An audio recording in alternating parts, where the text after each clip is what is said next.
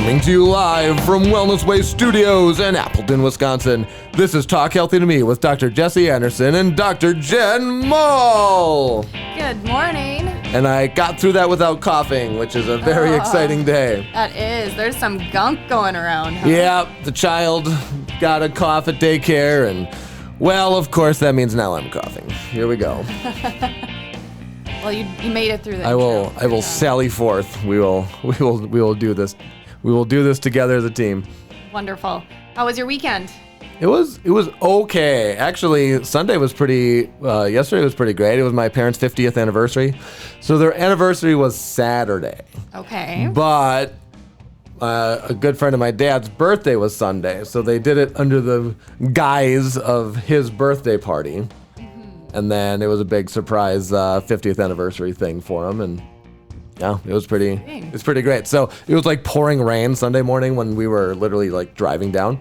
So I texted my mom and I'm like, hey, is it pouring down there too? Is this thing for Rich even still happening? Because it was supposed to be like an outside thing. Got it. And she's like, oh, yeah, I know. If the weather's really bad, you don't really need to come. We can meet up again some other time. We don't need to do this. So I thought it was pretty funny because I was just messing with her. Otherwise, yeah, they turn 50 quite often, right? 50th anniversary. 50th anniversary. Yeah. Okay. So they were married in 71, and wow. Here they are. Here they are. 50 years later. It's wild. Absolutely wild.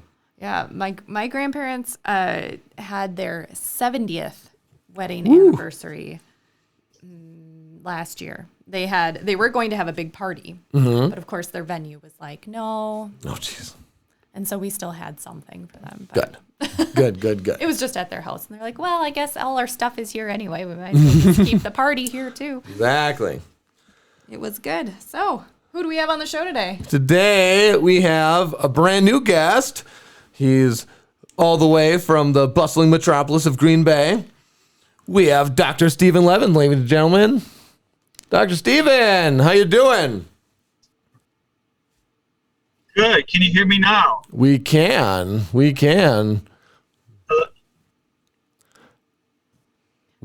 So first time caller, first time listener. Good. Well, we're glad to have you. So what do you guys want to talk about? Well, from what we hear, sir, you are kind of the master up in the Green Bay realm of something called CBP, which I know enough to be dangerous, but not a lot of the ins and outs and little details. So before we talk about the details as to like what you do and how you like make that happen, how did you first get involved in like spinal correction and all that kind of stuff, and where'd you learn it all, and walk us through that journey? Well, I dabble a little bit, so I know a thing or two because I've seen a thing or two. But my corrective knowledge started way back when I was down in Milwaukee as a wee pup. And I was with another organization that did a high volume of adjustments with corrective exercises. And so I brought that on board here. Also expanded my knowledge base with CBP or chiropractic biophysics, which is a great, heavily researched chiropractic organization, so they can back up everything that they say. It just takes time, effort, energy, not only on my part with the patients as the master torturer of the Green Bay realm, but that used to be my title. Also, master torturer. Yeah, with a lot of the muscle work that I used to do up there. Oh, the grass and fun stuff. Indeed. Now we have Dr. Samuel for that.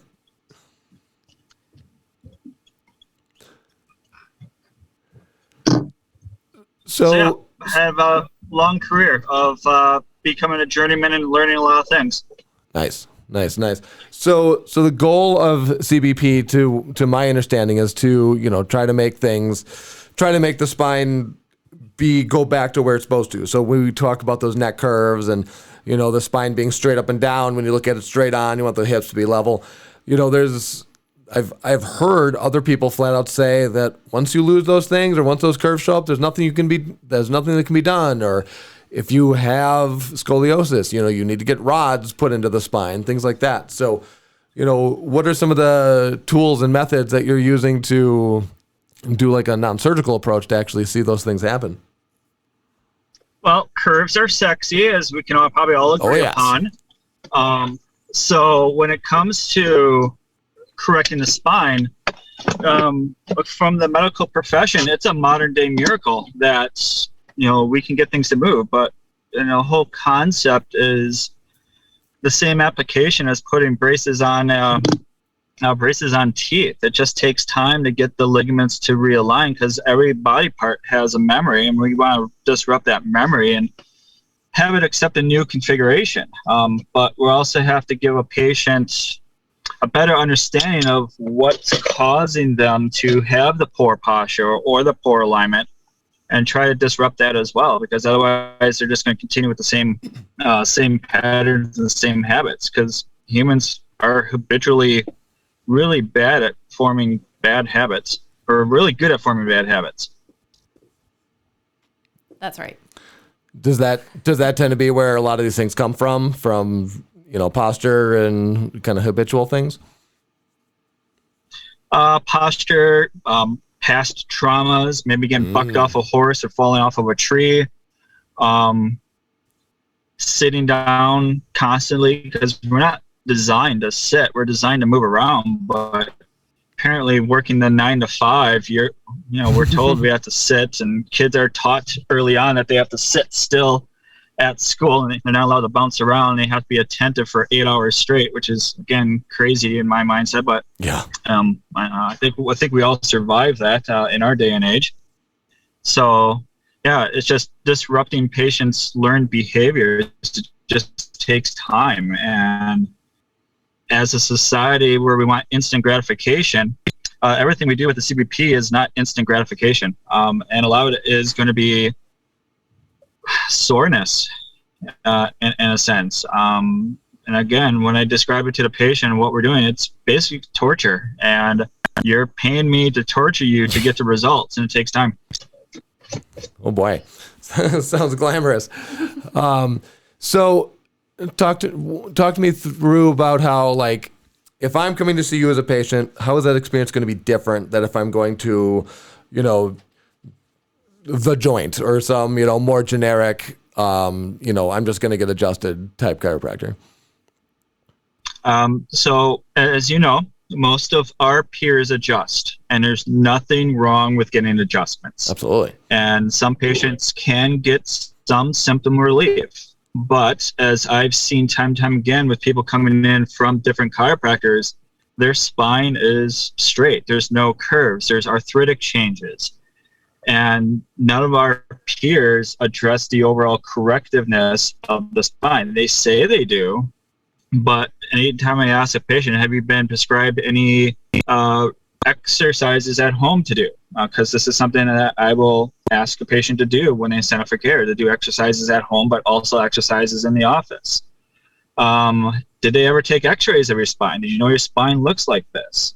But there's also limiting factors as well, because once a person has arthritic changes or degenerative disc disease, I could never get them back to 100%. If I can help improve the structure, yes, I can definitely do that.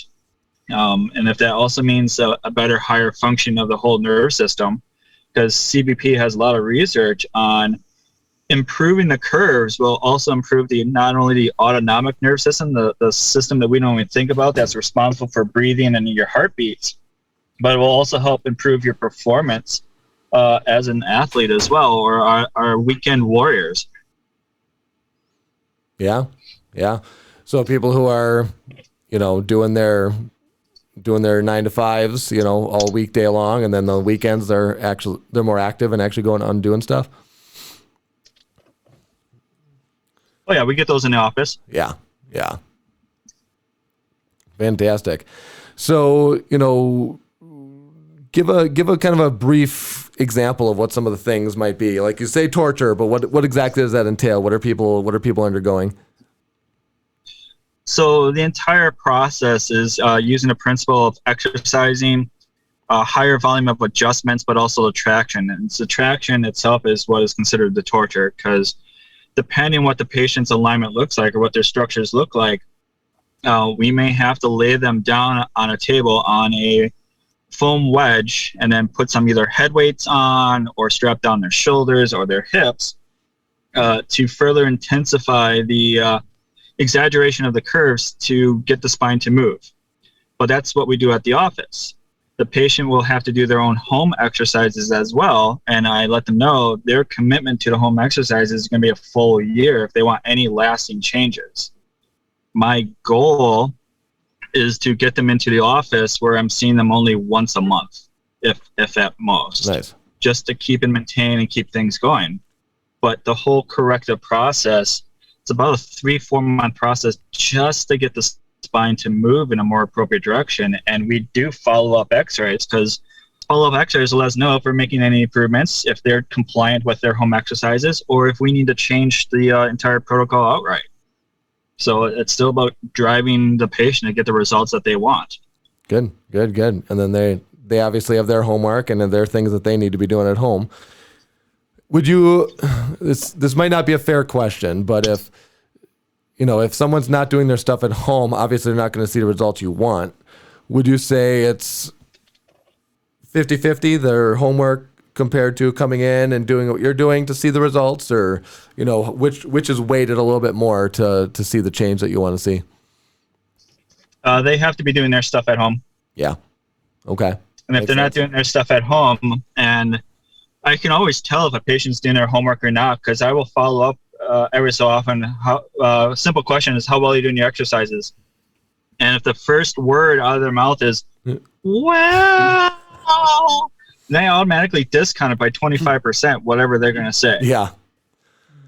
Well, most of the time. Okay, what does that mean? Well, I'm doing it once a day. I'm like, okay, so that's probably 4 times a week. Yep, exactly. Well, fantastic, Dr. Stephen. I feel invigorated to learn more about CBP now. So I appreciate it. Any other things that we didn't get into that you want to cover, or anything more about the process that we should know about? No, not particularly. But eventually, somewhere down the road, I'm going to probably have a coffee table book for the Green Bay office that's entitled 50 Shades of Dr. Stephen. So people get to see, hopefully, the different setups and the different results. All right. Check that out. Coming to a bookstore near you, folks. Excellent. Well, fantastic. Dr. Stephen, thank you so much. Thanks for being on the show. Yeah, you guys are welcome. We'll talk soon. Thank you. See you later, man. Have a good day. Bye. Bye-bye. Yep. Torture might be a good way to put it, but you feel better after that torture, and it's a good thing for those long-lasting curves. Definitely. Absolutely. Oh, I'm a little sad now that I'm not the worst torturer in the wellness way anymore. Oh. Shame. Oh well, we'll make do. We'll make do, folks. All right, everybody. Well, we appreciate you all for listening. Thank you so much for listening to the show. If you want to be on the show, send a message to Talk Health Me Facebook page. Take care, everyone. Hit that subscribe button. Make sure that you leave a comment, leave a rating, leave a review, and we'll see you next week.